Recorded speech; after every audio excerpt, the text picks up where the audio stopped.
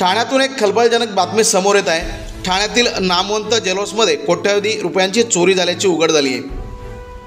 1,05,00,000 रुपये किमतीचे दागिने चोरणाऱ्या आरोपीला मीरा रोड येथून नौपाडा पोलिसांनी सापळं रचून अटक केली आहे।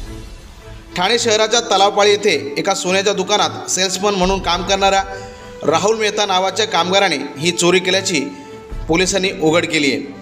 राहुल मेहता असे ह्या आरोपीचं नाव असून नौपाडा पोलिसांनी त्याला बेड्या ठोकल्या आहेत। त्याने तब्बल 1 कोटीपेक्षा अधिक किमतीच्या दागिन्यांवर डल्ला मारला होता। या प्रकरणी नौपाडा पोलीस अधिक तपास करत आहेत।